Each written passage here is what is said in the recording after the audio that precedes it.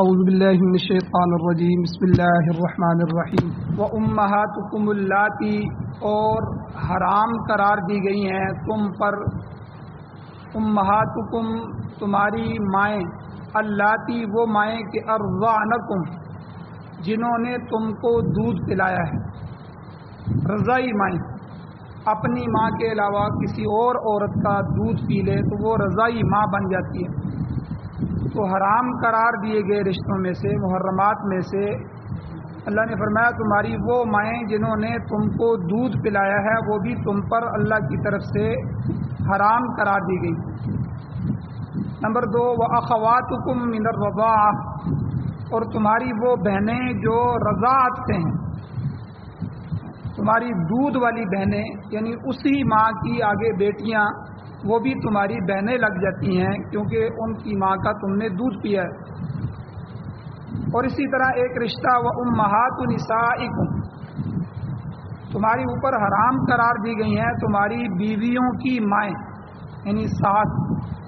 ساس بھی ہمیشہ کے لیے حرام ہے۔ چوتھا وَرَبَائِبُكُمُ اللَّاتِي، تمہاری وہ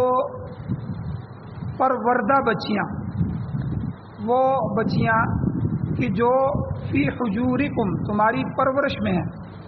تمہاری اپنی نہیں ہے، تمہاری بیوی جس سے تمہاری شادی ہوئی ہے وہ پیچھے سے لے کے آئی ہیں، اس کی بیٹیاں ہیں لیکن وہ آگے تمہارے نکاح کے ساتھ تمہاری پرورش میں ہیں۔ وَرَبَائِبُكُمُ اللَّاتِي فِي حُجُورِكُمْ، یہ من نسائکم اللاتی، ان عورتوں سے کہ اللاتی دخلتم بہن، جن سے تم نے دخول کیا ہے، جن سے تم نے صحبت کر لی ہے، تم نے ملاپ کر لیا ہے۔ فَإِن لَّمْ تَكُونُوا دَخَلْتُمْ بِهِنَّ، پس اگر تم نے ان سے دخول نہیں کیا، ابھی صرف نکاح کی بات چل رہی تھی یا دخول نہیں ہوا، تو فَلَا جُنَاحَ عَلَيْكُمْ، تمہارے اوپر کوئی حرج نہیں ہے کہ ان لڑکیوں سے نکاح کر لو۔ اور پانچواں رشتہ وَحَلَائِلُ أَبْنَائِكُمُ الَّذِينَ مِنْ أَصْلَابِكُمْ، تمہاری بیٹوں کی عورتیں، یعنی تمہاری بہویں، جو بہو ہوتی ہے وہ اپنے سسر پر حرام ہے، تمہارے اوپر حرام قرار دی گئی ہیں تمہارے ان بیٹوں کی عورتیں کہ من أصْلَابِكُمْ، جو تمہاری پشت میں سے ہیں، جو بیٹے تمہارے صلبی ہیں، پشتی بیٹے ہیں، ان کی عورتیں۔ وَأَن تَجْمَعُوا، اور چھٹے نمبر پہ حرام قرار دے گیا ہے تم پر یہ بات کہ تم جمع کرو، وَأَن تَجْمَعُوا بَيْنَ الْأُخْتَيْنِ، دو بہنوں کو بیک وقت، ایک عورت سے شادی کی ہے تو اسی وقت سالی سے شادی نہیں کر سکتے، یہ حرام ہے۔ دو بہنوں کو ایک ہی نکاح میں، ایک ہی گھر میں، ایک ہی وقت ایک آدمی کے ساتھ جمع نہیں کیا جا سکتا۔ ہاں اگر بیوی فوت ہو گئی ہے تو اس کی فوتگی کے بعد جب جو ہے اس کی اپنی سالی سے شادی کی جا سکتی ہے، لیکن ایک ہی وقت میں وَأَن تَجْمَعُوا، تم جمع کرو بین الأختین، دو بہنوں کو، یہ بھی حرام قرار دیا گیا۔ إِلَّا مَا قَدْ سَلَفَ، ہاں جو پہلے ہو چکا ہے، گزر چکا ہے، وہ گزر چکا ہے، جہالت کی وجہ سے، نادانی کی وجہ سے، اس کی پوچھ نہیں ہے۔ إِنَّ اللَّهَ كَانَ غَفُورًا رَحِيمًا، بے شک اللہ تعالی بخشنے والا ہے، مہربان ہے۔ سورۃ النساء سپارہ نمبر 4 آیت نمبر 23 کا بقیہ حصہ، آدھا حصہ پہلے بیان ہوا تھا، یہ آیت کا آدھا حصہ بیان ہوا۔ جو حصہ پہلے بیان ہوا ہے اس میں وہ رشتے اللہ تعالیٰ نے ذکر کیے تھے پچھلے درس میں جو نسب کے لحاظ سے حرام ہیں، وہ عورتیں جو ہمارے نسب میں بنتی ہیں،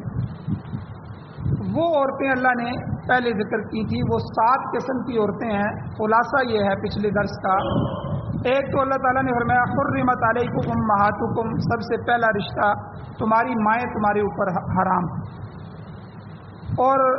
سگی ماں ہو، ستیلی ماں ہو، ہر حال میں حرام ہے۔ اور ماں کی آگے ماں جو ہے تو باپ کی ماں یعنی دادی، پڑدادی، نانی، پڑنانی، یہ سارے اسی میں آتے ہیں۔ تمہاری مائیں جو ہے وہ تم پر حرام۔ نمبر 2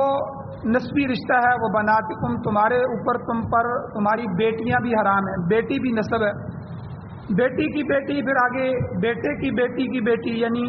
پوتی پڑپوتی یا دوتی آگے پڑدوتی یعنی نواسی پڑنواسی، تو یہ بھی اسی بنات میں ہی آتے ہیں۔ تیسرا رشتہ وہ اخواتکم، تمہاری بہنیں تم پر ہمیشہ کے لیے حرام ہے۔ بہن اور بھائی تین قسم کے ہوتے ہیں، یہ میں نے پیچھے تفصیل ذکر کر دی۔ حقیقی یعنی جو ماں باپ دونوں کے ایک ہیں، اللاتی یعنی باپ دونوں کا ایک ہے، اور اخیافی ماں دونوں کی ایک، تو یعنی تینوں قسم کی تمہاری بہنیں تم پر حرام ہیں۔ اور چوتھا رشتہ وہ عماتکم، نسب کا، کہ تمہاری پھوپھیاں تمہارے اوپر جو ہے باپ کی بہنیں وہ بھی حرام ہیں۔ اس میں بھی وہی قانون ہے کہ باپ کی بہن چاہے وہ حقیقی ہو، اخیافی ہو، اللاتی ہو، تینوں قسم کی پھوپھیاں وہ حرام ہیں۔ وہ خالاتکم، تمہاری خالائیں، ماں کی بہنیں خالہ، یہ بھی حرام ہیں۔ اور چھٹا رشتہ وہ بنات الاخی، تمہاری بھائی کی بیٹیاں یعنی تمہاری بتیجیاں بھی ہمیشہ کے لیے حرام ہیں۔ اور وہ بنات الاختی، تمہاری بہن کی بیٹیاں یعنی بانجیاں بھی نکاح میں حرام ہیں، ان سے نکاح نہیں ہو سکتا۔ یہ 7 رشتے پچھلے درس میں گزر چکے ہیں، یہ نسبی رشتے ہیں۔ اور میں نے پہلے ذکر کیا تھا کہ 3 وجہ سے عورتیں حرام ہو جاتی ہیں،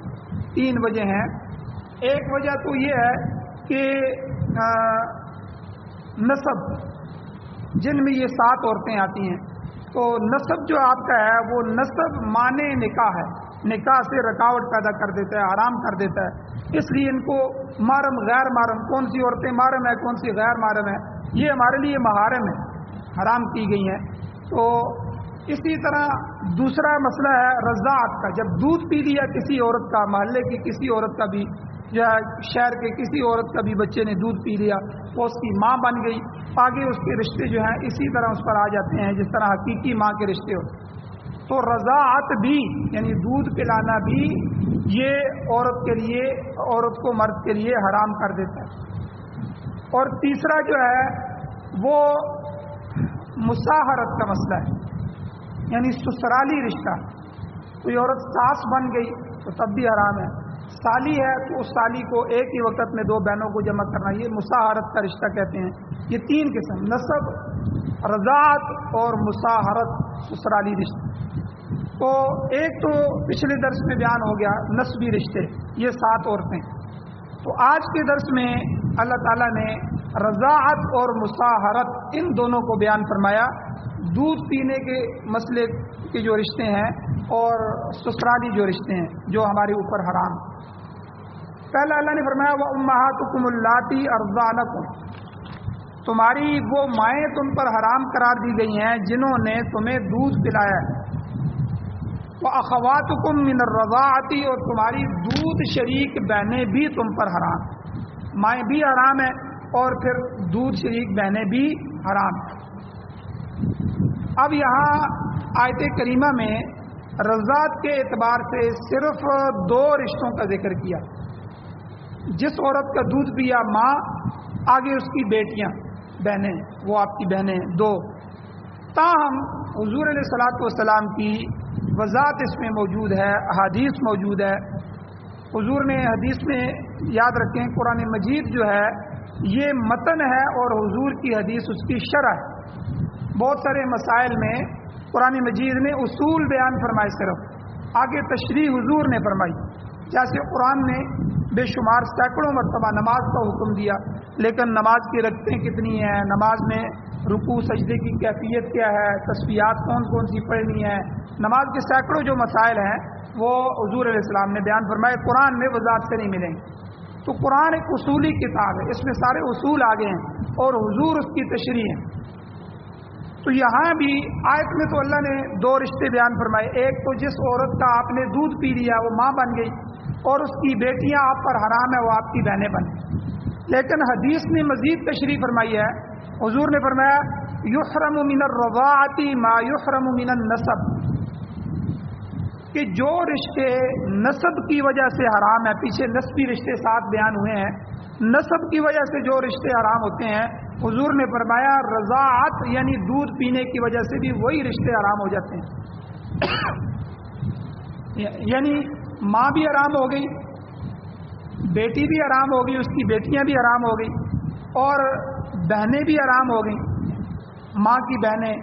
آپ کی بہنیں، پھوپھیاں، یعنی آپ کا جو اس کا خامن ہے وہ آپ کا والد بن گیا، آپ اس کی بہنیں پھوپھیاں بن گئی، اور اس ماں کی بہنیں خالائیں بن گئی، اور اسی طرح آگے بھائی کی بیٹیاں، یعنی جو دودھ پیتا بھائی ہوگا اسی کا بیٹا، اس کی بیٹیاں یہ بھتیجیاں بن گئی، اور آپ کی دودھ پیتی بہن جو ہے اس کی آگے بیٹیاں یہ بانجیاں بن گئی۔ تو یہ جو نسبی رشتے حضور نے اس میں تشریح فرما دی کہ یحرم من الرضاعۃ ما یحرم من النسب، جو رشتے نسب کی وجہ سے حرام ہیں وہ دودھ پینے کی وجہ سے بھی، رضاعت کی وجہ سے بھی حرام ہو جاتے ہیں۔ اور بخاری شریف میں حدیث موجود ہے، روایت موجود ہے، حضور نے فرمایا کہ جس بچے نے جس عورت کا دودھ پیا وہ عورت بچے کی رضائی ماں بن گئی۔ جس طرح میں نے پہلے بھی ذکر کیا تھا کہ حضور علیہ الصلوۃ والسلام کے زمانے میں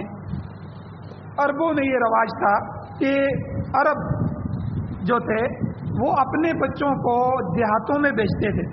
کہ دیہاتوں میں پیر زبان بولی جاتی تھی، کہ وہ کہتے تھے کہ شہر کی زبان میں اور دیہاتوں کی زبان میں فرق ہے،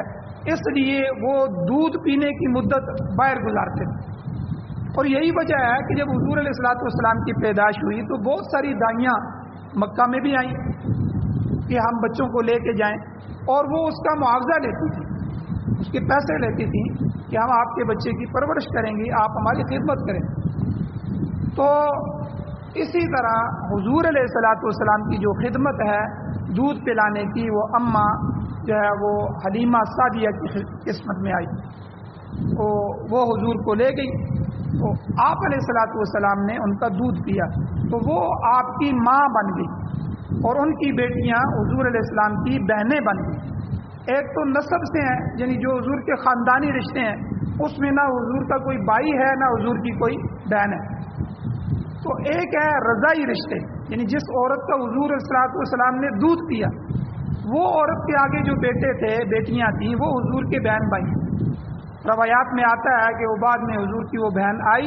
حضور علیہ الصلوۃ والسلام نے ان کے لیے اٹھ کے اپنی چادر پیش کروائی، چادر بچھا دی اور اس پہ بٹھایا، اور حضور خود ساتھ بیٹھ گئے، کیونکہ وہ بہن ہوگی، بہن کے ساتھ بیٹھنا جائے۔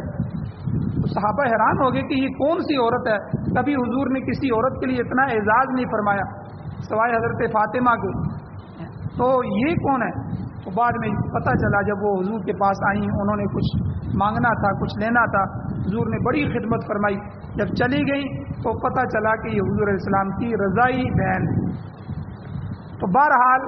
بخاری شریف میں آتا ہے کہ جس بچے نے جس عورت کا دودھ پیا وہ عورت بچے کی رضائی ماں بن گئی، اس عورت کی بیٹیاں اس کی بہنیں ہو گئیں، اور عورت کے بیٹے اس بچے کے رضائی بھائی بن گئے۔ اسی طرح عورت کا خاوند دودھ پینے والے بچے کا رضائی باپ بن گیا، اور اس رضائی باپ کا جو بھائی ہے وہ بچے کا چاچا بن گیا، جس طرح عام نسبی رشتے ہوتے ہیں۔ لہذا جس طرح رضائی ماں اور رضائی بہن کے ساتھ نکاح حرام ہے، اسی طرح رضائی بھتیجی، رضائی بانجی، رضائی پھپھی، رضائی خالہ، یعنی دودھ پینے کے رشتے کے حساب سے یہ جو رشتے آئیں گے ان سے بھی نکاح حرام ہو جائے گا۔ اب آسانی سے آپ بات کو سمجھ گئے ہوں گے، جس طرح ہمارے عام خالہ جو ہے اور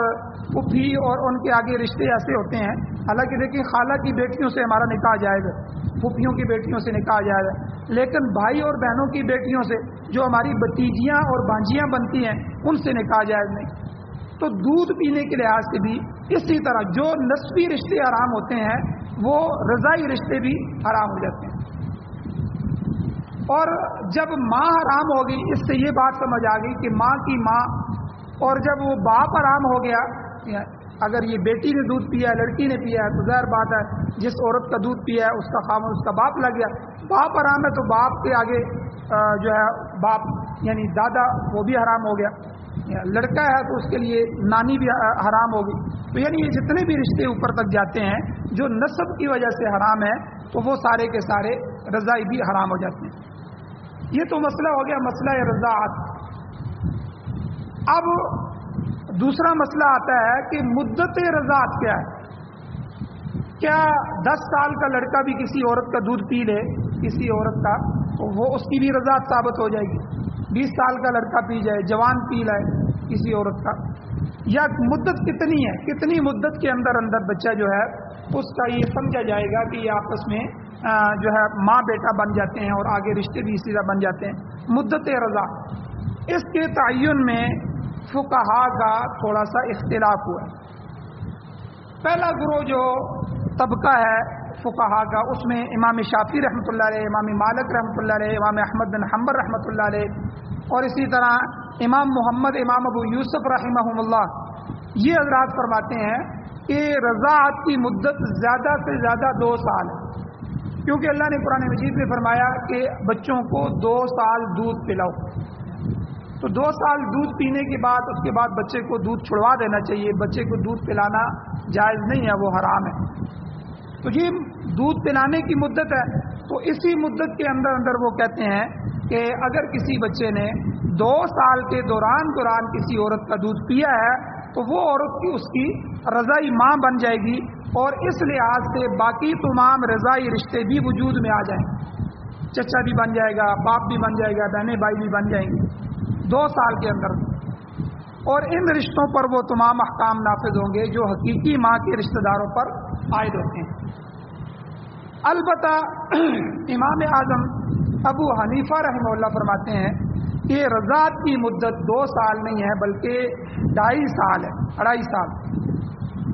تو 2.5 سال کے اندر اندر دودھ پینے سے رضاعت کے تمام احکام نافذ العمل ہوں گے۔ تو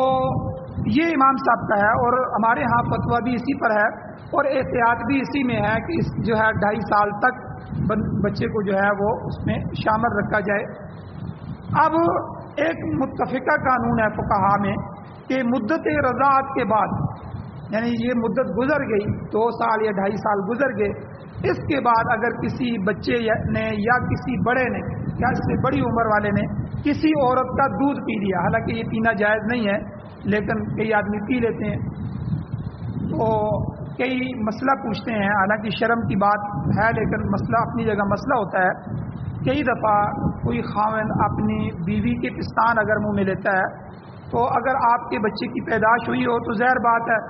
بیوی کا دودھ بھی ہوتا ہے، عورتوں کے دودھ ہوتے ہیں، یہ اللہ نے ماؤں کی چھاتیوں میں ایک انتظام کر دیا ہے بچوں کے لیے خوراک۔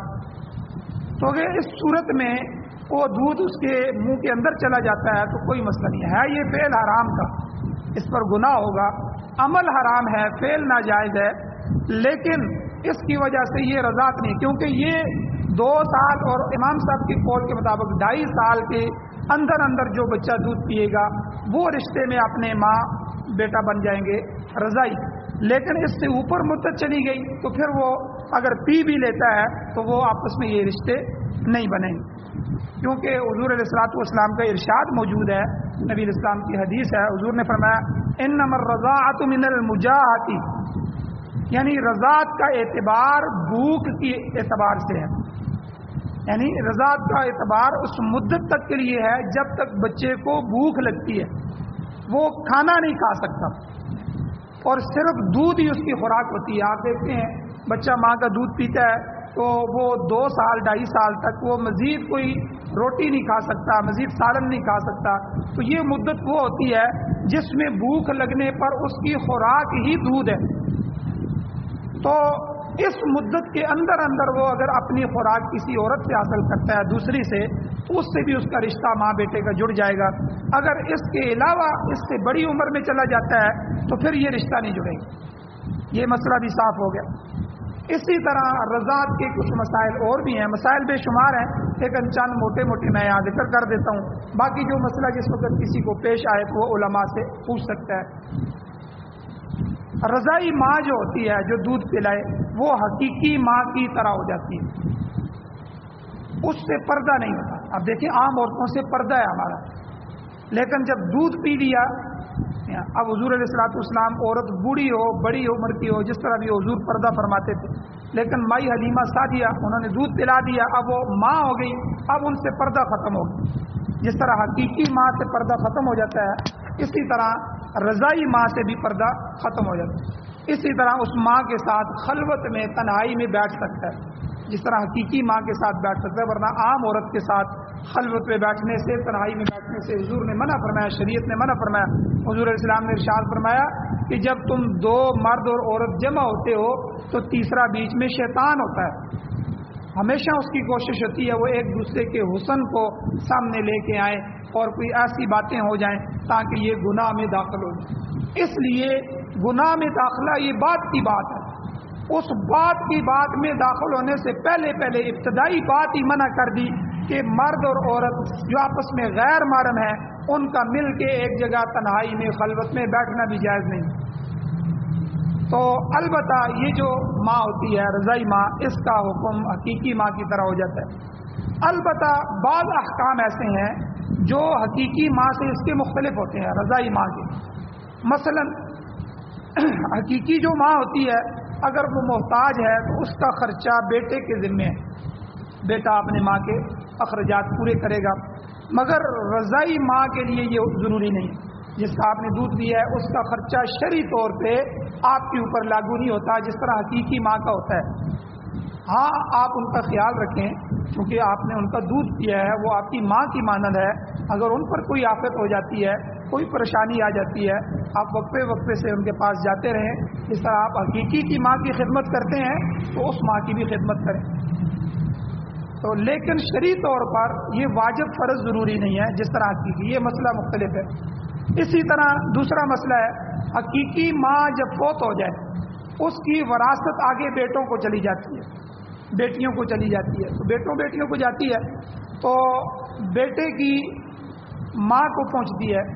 مگر جو رضائی ماں ہے جس کا دودھ پیا ہے وہ فوت ہو جائے تو رضائی ماں بیٹے کے درمیان وراثت نہیں چلتی، اس کے حقیقی بیٹوں بیٹیوں کو تو ملیں گے لیکن جس نے دودھ پیا ہے اس کو اس کی وراثت نہیں ملی۔ یہ چند مسائل جو ہیں یہ مختلف ہیں، باقی پردے کے لحاظ سے، تنہائی میں بیٹھنے کے لحاظ سے، خدمت کے لحاظ سے، دوسری چیزوں کے لحاظ سے وہ حقیقی ماں کی ہی طرح ہے۔ یہ بھی مسئلہ ثابت ہو گیا۔ اب ایک مسئلہ اور ہے کہ دودھ کی مقدار کتنی ہے، کتنا دودھ بچہ پی لے تو یہ اس کی ماں بن جائے گی، اس کی مقدار کیا ہے۔ تو رضاعت ثابت ہونے کے لیے دودھ کی مقدار کے سلسلے میں فقہا کا اختلاف ہوا ہے، تو اس میں کئی طبقے ہیں۔ پہلا طبقہ جو ہے وہ امام احمد بن حنبل رحمۃ اللہ علیہ، وہ فرماتے ہیں کہ بچہ کم از کم 3 گھونٹ پیے تو رضاعت ثابت ہوتی ہے، اور امام شافعی رحمۃ اللہ علیہ فرماتے ہیں کہ نہیں، 5 گھونٹ کے قابل اگر بچہ ہے وہ 5 گھونٹ ماں کے پی لیتا ہے تو تب رضاعت ثابت ہوتی ہے۔ تیسرا گروہ ہمارا امام اعظم ابو حنیفہ رحمۃ اللہ علیہ جو ہمارا مسلک ہے وہ، اور امام مالک رحمۃ اللہ علیہ، 4 فقہا میں سے یہ 2 ایک طرف ہیں، امام ابو حنیفہ اور امام مالک، یہ فرماتے ہیں کہ اگر بچہ اتنی مقدار میں دودھ پی لے جس سے روزہ فاسد ہو جاتا ہے تو رضاعت بھی ثابت ہو جاتی ہے، اور روزہ ٹوٹنے کے لیے 1 قطرے کی مقدار بھی کافی، 1 قطرہ پانی بھی حلق سے نیچے چلا گیا، 1 قطرہ دودھ کا، شربت کا، کسی چیز کا بھی لیکوڈ مادے کا وہ حلق سے نیچے چلا گیا تو روزہ ٹوٹ جاتا ہے، روزہ فاسد ہو جاتا ہے۔ تو اس لحاظ سے رضاعت ثابت ہونے کے لیے 1 قطرہ دودھ بھی پی لینا وہ کافی ہے۔ اور پھر یہ بھی ہے کہ رضاعت کے ثبوت کے لیے کہ یہ ضروری ہے کہ دودھ جو ہے وہ حلق یا ناک سے اندر گیا ہو، یعنی کسی بچے کے حلق سے گیا ہو یا ناک کے ذریعے اس کے جسم میں داخل ہوا، یہ اصل منفذ ہے۔ مولانا مفتی محمد شفیع صاحب رحمۃ اللہ علیہ، مفتی تقی عثمانی صاحب رحمۃ اللہ علیہ کے والد جو ہیں مفتی اعظم پاکستان، وہ فرماتے ہیں کہ اگر کسی دوسرے ذریعے سے بچے کو دودھ پلایا گیا، مثلا انجیکشن کے ذریعے دودھ جو ہے وہ اس کے جسم میں داخل کیا گیا یا کسی اور طریقے سے دودھ داخل کیا گیا تو رضاعت ثابت نہیں ہوگی، وہ ماں بیٹا نہیں بنیں گے۔ ہاں حلق اور ناک کے ذریعے سے جو ہے وہ اگر بچے کے جسم میں، کیونکہ یہ سیدھا معدے میں جاتا ہے، اگر اس ذریعے سے گیا ہے تو یہ جو ہے وہ ثابت ہو جاتا ہے۔ اسی طرح رضاعت کے سلسلے میں ایک مسئلہ یہ بھی ذکر ہے، قابل ذکر ہے کہ رضاعت صرف عورت کا دودھ پینے سے ثابت ہوتی ہے۔ اگر 2 بچے کسی ایک بکری کا دودھ پی لیتے ہیں یا گائے کا دودھ پی لیتے ہیں یا بھینس کا دودھ پی لیتے ہیں تو وہ رضائی بھائی بہن نہیں بنیں گے. یہ رشتہ جانوروں کے دودھ سے نہیں ہوتا. ہاں اس میں ایک مسئلہ یاد رکھیں, اگر جانور کا دودھ عورت کے دودھ میں مکس کر کے پلایا جائے تو مرکب جو دودھ ہوگا اس میں جس کا غلبہ ہوگا اس کے مطابق حکم نافذ ہوگا. مثلا اگر عورت کا دودھ جو 2 چھٹانک ہے, بچہ چھوٹا سا دودھ پیتا ہے ابتدائی بچہ جو 2 چھٹانک دودھ ہے عورت کا اور بکری کا 1 چھٹانک ہے تو رضاعت ثابت ہو جائے کیونکہ غلبہ عورت کے دودھ کو حاصل ہے. اور اس کے برخلاف اگر گائے کا دودھ یا بکری کا دودھ 2 چھٹانک ہے اور عورت کا کم ہے 1 چھٹانک ہے تو رضاعت ثابت نہیں ہو. اور اسی طرح فقہا نے یہ مسئلہ بھی اپنی جگہ لکھا ہے, اگر کسی بیماری کی وجہ سے مرد کو دودھ اتر آئے, ایسا کبھی ہو جائے زمانے میں, مسئلہ یاد رکھنا چاہیے فقہا نے ہمارے لیے ان کا احسان ہے کہ انہوں نے جو مسئلہ کبھی کبھار کسی علاقے میں پیش آئے وہ بھی انہوں نے بیان کر کے رکھ دیا. جس طرح یہ خسرے ہوتے ہیں نا, خنسا کہتے ہیں ان کو عربی میں, ان کے الگ سے مسائل ہوتے ہیں. بعض دفعہ یہ عورتوں کے مشابہ ہوتے ہیں, بعض دفعہ یہ اعضاء میں مردوں کے مشابہ ہوتے ہیں, بعض اعضاء ان کے عورتوں کے ہوتے ہیں, بعض دفعہ بعض اعضاء مردوں کے ہوتے ہیں, یعنی ان کے عجیب سسٹم ہوتا ہے. تو اس طرح کئی دفعہ یہ مرد کی حیثیت میں ہوتے ہیں لیکن کئی دفعہ ان کے پستان ہوتے ہیں, دودھ بھی نکل آتا ہے. تو اگر کسی طرح کی بھی کوئی ایسی صورت پیش آ جائے, اگر مرد کو فقہا نے لکھا ہے کوئی بیماری کی وجہ سے کسی وجہ سے دودھ اتر آئے, کوئی بچہ ان کا دودھ پی لے تو اس سے رضاعت ثابت نہیں ہوگی, کیونکہ رضاعت کا مسئلہ عورت کے دودھ سے ہے, ماں کے دودھ سے ہے. یہ مسئلہ فقہا نے یہ بھی لکھا ہے. اور اسی طرح کئی مسائل اور ہیں جن میں سے رضاعت کی گواہی کا مسئلہ ہے کہ کتنے گواہ گواہی دیں کہ انہوں نے دودھ پیا ہے, اگر یاد نہیں ہے تو تب ثابت ہوگی. انشاءاللہ یہ مسائل کل کے درس میں بیان کیے جائیں گے. اللہ تعالیٰ سے دعا ہے اللہ ہمیں عمل کی توفیق عطا فرمائے. آمین. الحمدللہ رب العالمین والعاقبۃ للمتقین والصلاۃ والسلام علی رسولہ النبی الأمی الکریم. یا اللہ ہماری کمیوں کوتاہیوں کو معاف فرمائیے, درگزر فرمائیے, صغیرہ کبیرہ گناہوں کو معاف فرمائیے. یا اللہ قرآن و سنت کو سننے, سمجھنے, عمل کرنے, اس کی اشاعت کرنے کی توفیق عطا فرمائے. سعادت والی زندگی اور شہادت والی موت نصیب فرمائے. یا اللہ اپنے رستے کی موت نصیب فرمائے, میدان جہاد کی موت نصیب فرمائے. یا اللہ بیت اللہ کی موت نصیب فرمائے. یا اللہ مدینۃ الرسول کی موت نصیب فرمائے. یا اللہ ہر طرح کی بری موتوں سے ہمیں محفوظ فرمائے. یا اللہ جو پریشان حال ہیں ان کی پریشانیوں کو ختم فرمائے. یا اللہ جو مقروض ہیں ان کے قرضوں کے پورا کرنے کے اسباب پیدا فرمائے.